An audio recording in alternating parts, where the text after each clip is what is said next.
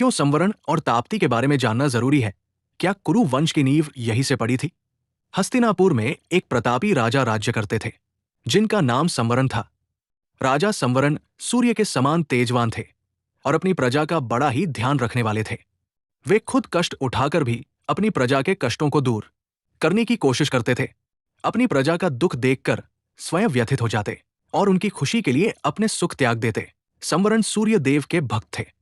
वो हर दिन बड़ी ही श्रद्धा के साथ सूर्य देव की उपासना किया करते। जब तक सूर्य देव की उपासना नहीं कर लेते, पानी का एक घूंट भी नहीं पीते थे।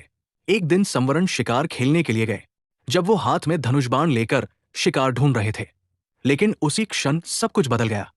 पेड़ों के बीच से निकलती एक उजली किरण से उन्हें एक सुंदर युवती दिखाई पड़ी, ऐसी सुंदर जैसे प्रकृति ने अपने हाथों से रचा हो। संवरण ठहर गए, जैसे समय थम गया हो। वो युवती सुंदरता के सांचे में ढली हुई थी, मानो विधाता ने उसे बड़ी फुर्सत में संवारा हो। संवरण ने आज तक ऐसी सुंदर युवती नहीं देखी थी। संवरण उस युवती पर मुग्ध हो गए। सब कुछ भूलकर अपना मन उस पर न्यौछावर कर दिया। वो उस युवती के पास जाकर बोले कि तुम कौन हो? तुम देवी हो या गंधर्व हो? मैं तुमसे विवाह करना चाहता हूं। तुम मेरे साथ गंधर्व विवाह कर लो। मैं तुम्हें हर तरह के सुख दे सकता हूं। उस युवती ने संवरण की बातों का कुछ भी उत्तर नहीं दिया।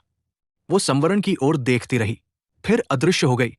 युवती के अदृश्य हो जाने पर संवरण परेशान हो गए। वो धनुष बाण फेंककर विलाप करने लगे, सुंदरी तुम कहाँ चली गई?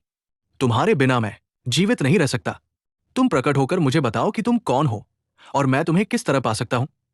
संवरण की ऐसी व्याकुलता से वो युवती फिर लौटी। वो बोली, राजन, मैं भी आप पर मुग्ध हूं, किंतु मैं अपने पिता की आज्ञा के वश में हूं। मैं सूर्यदेव की छोटी पुत्री हूं।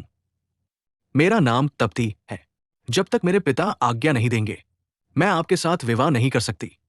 यदि आपको मुझे पाना है तो मेरे पिता को प्रसन्न कीजिए। ये कहकर वो फिर ओझल हो गई। संवरण ने निश्चय किया कि तप्ती को पाने के लिए सूर्यदेव की आराधना करेंगे। उन्हें प्रसन्न करने में सब कुछ भूल जाएंगे।